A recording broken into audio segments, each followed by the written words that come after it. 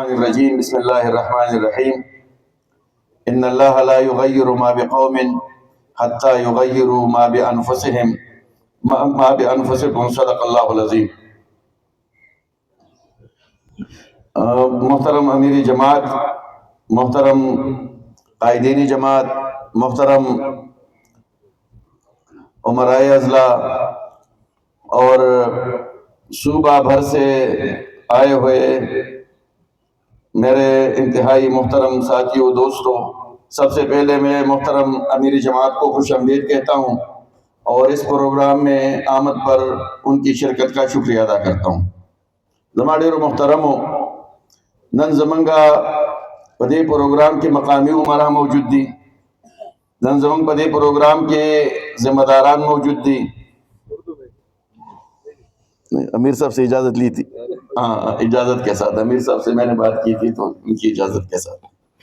اور زمن خیبر پختونخوا وسطی صوبہ 1,55,00,000 آبادی باندې مشتمل صوبہ دا. دا صوبہ پاتو اضلاع باندې مشتمل دا او په دې صوبہ کې د صوبائی حلقې 44 صوبائی حلقې دي او 19 قومي حلقې دي. په دې صوبہ کې د 9,000 نه سیوا بلاک کوډز دي چې په هغې کې موږ د خپل تنظیمونو د وسعت اراده لرو، خپل تنظیمونه په هغې کې فعال کول غواړو. تیر کال زمونږ یو برپور تنظیمي کال و چې په هغې کال کې موږ د دې ټولې صوبې تنظیمي دورې وکړې. په تیر کال کې موږ د صوبې د تنظیم په فعالیت باندې توجه وکړه او تاسو عوامي کمیټې جوړې کړې او د خپل هدف د تیر کال چې موږ کوم هدف ایښی و هغې ته مو نږدې د خپل هدف د حصول کوشش هم وکړو.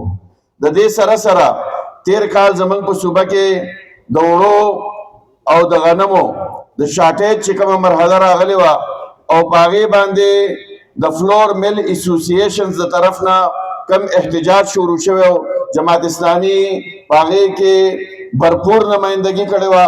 دغه شانته کې استادان او د ګیګا چې کوم ټول سرکاري تنظیمونه دي د هغې احتجاج، په هغې لاټي چارج، په هغه احتجاج کې شرکت، د بلدیاتي نمائندګانو د خپل حق دپاره آواز اوچتول، په هغې کې جماعت اسلامي نمائندګي، په دې ټول کې جماعت اسلامي الحمدلله موجود وه. خو د دې سره سره تیر کال زموږ د ټولو نه اهم او لوی کمپین او مهم د اجتماعیان مهم و.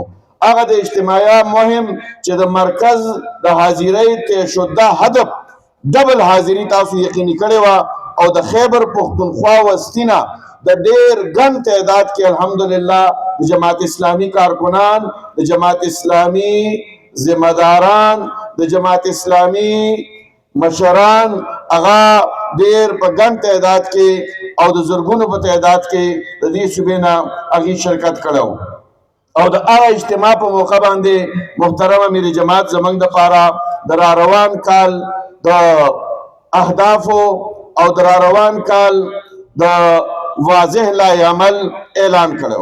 موږ پرون بله ورځ د خپل صوبایي مجلس شورا اجلاس وکړو. په هغه صوبایي مجلس شورا کې چې کم څیزونه تیر شوي او کم لازم شوي د هغې ذکر صحیب الدین کاکا خیل صاحب په خپلو خبرو کې وکړو. زه صرف یو څو بنیادی خبرې کول غواړم. 2026 کال زموږ دپاره د یو واضح او د کلیر ویژن کال دی. 2026 کال زموږ دپاره د یو منظم منصوبه بندۍ او د مشترکه ذمہ دارۍ د جماعت اسلامي کار یو فرد نشي کولی. دا به ټول موږ په شریکه باندې کوو، د یو بل سره به په لاسونو کې لاسونه ورکوو او په شریکه باندې به دا خپل کار په مخکې باندې بوځو. د ټولو نه اول زه غواړم چې خپلو ذمہ دارانو ته هغه انفرادي امور چې د کم طرف ته محترم امیر جماعت توجه راګرځولې وه د اجتماعیان په موقع باندې د هغې صرف تذکیر او ذکر وکړم. په هغې کې لومبی څیز د منځونو پابندي ده.